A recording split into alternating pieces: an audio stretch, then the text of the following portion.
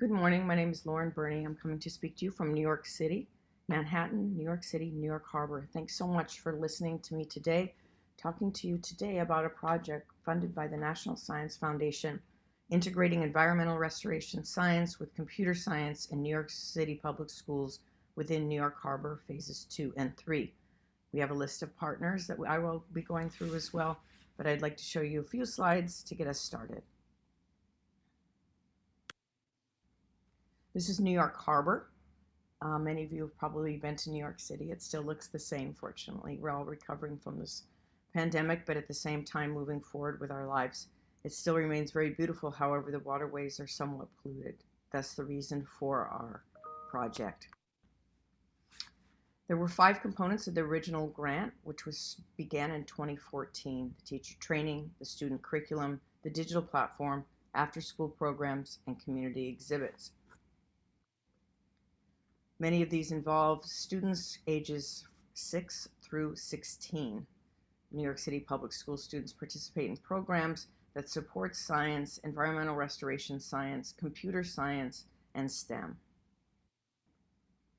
There are currently, within our design, 5 pillars. These 5 pillars focus on teachers, students, citizen scientists, volunteers, mentors, and each pillar focuses on a specific area: teacher training, student curriculum, a digital platform, some after-school mentoring, as well as community exhibits within New York City.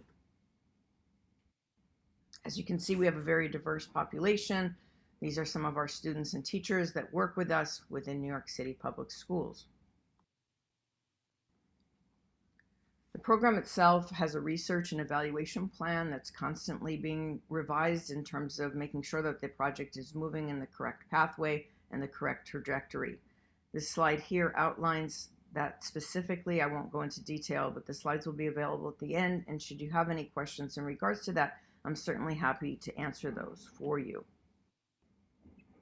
Pillar 1 deals with teacher trainings, where the teachers actually get to go out into New York Harbor with staff, with scientists, with faculty, with mentors, with STEM professionals to work and experience STEM career exploration, so that they can then take this experience back into the classroom for the students. The research itself is conducted within New York Harbor, and teachers and students are taking measurements throughout New York Harbor, which is then shared onto our digital platform.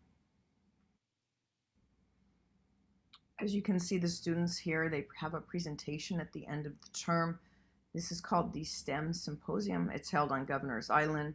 Students bring their work to share with each other, share with the community, share with teachers and researchers alongside them. We usually have between 600 and 800 students in a normal year. Lately, it's been a virtual experience, and we have about 200 students that participate in this program. The ability for students to conduct research and then write about it is very valuable at such a young age in middle school, ages 8 to 10 here. Pillar 2, the student curriculum, computer science, data science, STEM career exploration. Students get to actually experience the possible career paths that they may be interested in. The curriculum itself is focused on supporting data science, computer science, computational thinking, and within the lens of environmental science. Students here, as you can see, then present their work at that symposium that they conduct throughout the entire school year and come together with one another to share their experiences. Pillar 3 is the STEM Institute, which is held at Pace University in New York City. Students get to attend a symposium which allows for students to experience not only career paths within the STEM fields, but also learn how to code and learn various software such as Python, etc., and then put together a presentation that they share with one another. Again, this is held virtually for the last 2 years, but now normally is held in person so that students may go to sites such as Microsoft, Google, AT&T, Time Warner, etc., to experience what opportunities exist in that field, both at low level, middle level, and high level. These are the students. As you can see, the cages are very large. There was an exhibit that was done the other day on the Today Show, and it was extremely difficult for even some adults to pull this up, but they're very stalwart with what they do.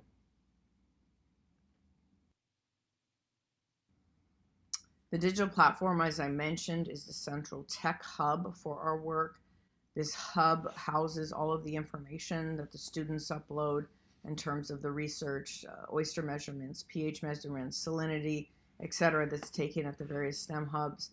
It's then analyzed within the classrooms and uploaded to the digital platform. Citizen scientists also upload information, and then there is a monitoring group to make sure that that information that's being uploaded is actually correct. This was built by Fearless Solutions in Baltimore. We are continuing to revise the digital platform to make it more user-friendly, and with the hopes that this model itself is replicable elsewhere, not only in the United States, but outside of the United States. The digital platform, as you can see, houses information such as education, symposium, data, our surveys, the data and information that comes from those surveys, the research and evaluation components. We also put up all of the students' symposiums so that students have access to other students so they can see the work that's actually being done here in New York Harbor. We also work with STEM labs. These STEM labs allow for students and teachers to experience conducting research within a lab setting. We range from California State University, Monterey Bay, to Urban Barcode Project here in New York City, and do some bacterial monitoring with the New York City Water Trails and the Hudson River Park Trust. The fourth pillar deals with the STEM training hubs. STEM training hubs allow for students to go out on boats and do their measurements. As you can see here, this is under the Brooklyn Bridge, which maybe some of you have been to. The teachers themselves also are part of this project in terms of conducting the research. They're out here and they use sondes and various types of sonar to conduct their research as well. So it's a very integrated and participatory activity. The feedback that we've received so far from the project allows for students to have a wider experience in terms of gaining the exposure to STEM fields that they would not normally have. And the idea behind this project is to allow students not only to have that exposure, but to become enamored with the idea of working in these STEM fields. So being able to participate and be an active participant in these activities is extremely important to all of us. We hope that as this project continues to grow, that there is the potential for a STEM Learning Center in Oyster Park, whether that's located in Red Hook or Governor's Island. We're still looking to grow this project given the impact that we had. We started out with a very minor impact, 5,600 students, 127 teachers, and 110 volunteers, and I will speak later as to how that's grown. As you can see, one of the biggest components of an NSF grant is making sure that you have the deliverables, the intellectual merit, and broadening participation that is required for the project, especially given the large magnitude of this project. Those include curriculum for middle school teachers, field science manual, projects, white papers, scholarly publications and articles, presentations, symposia, videos, digital monitoring platforms, permanent displays within New York City, STEM teacher training model, a STEM mentoring model, restoration-based community science model, and mobile applications and tech hubs.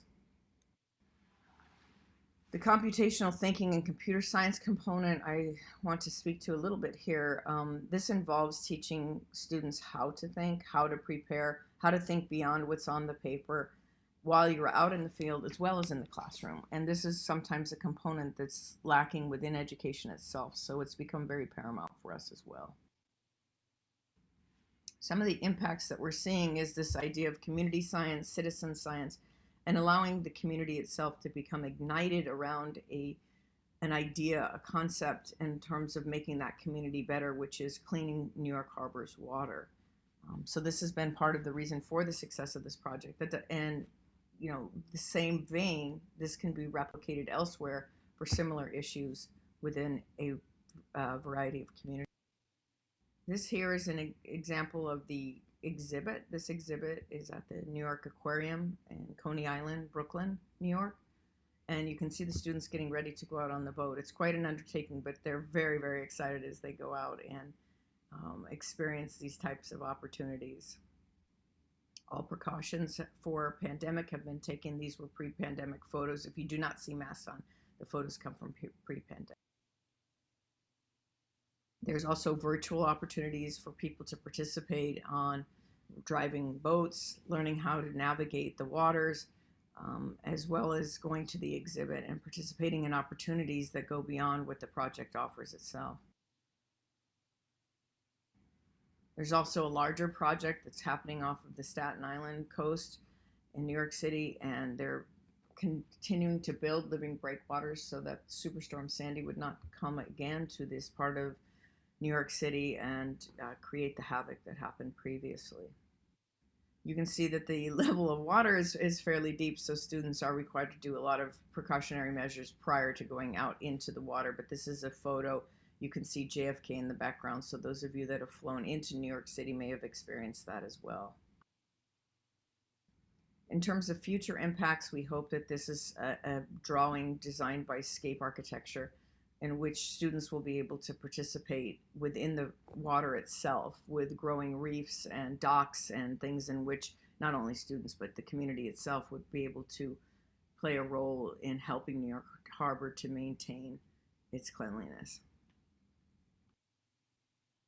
The slide is an example of pandemic with everybody with their mask on and how we've had to move things outdoors and adapt to the various modalities of learning. These are teachers at a teacher training in Brooklyn.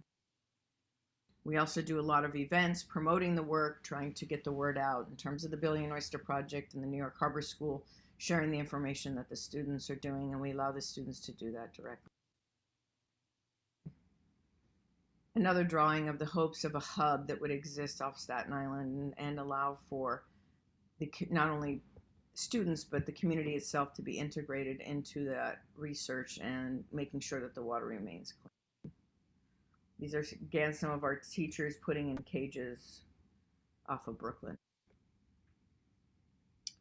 The staff that leads the project is the Billion Oyster Project. As I mentioned, they take the people out into these areas and allow for the field research to take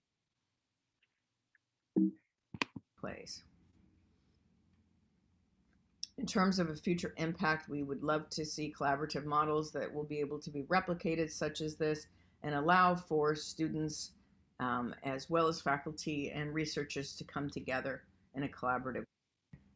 The impact today is 11,000 students, 250 teachers, the digital platform, 84 waterfront locations, and 4 labs. It continues to grow. This is a sample of our students within the STEM Institute when we used to meet in person. It feels like it's so long ago as I look at this photo. The STEM+C project outputs, as you can see, we have impacts within the science curriculum, within the various communities within New York City, such as the STEM hubs, and these are all the numbers that relate to those specific papers. And this is the ITEST project, similarly, which allows for the integration within a community, all working towards one common goal, which is to clean New York City water. Thank you kindly for your time today. I really appreciate it. It's been a pleasure to be here with you. If you have any questions, my information is here. I'm certainly happy to speak to you and talk further at any point in time. Thank you again. Wishing you all a lovely day.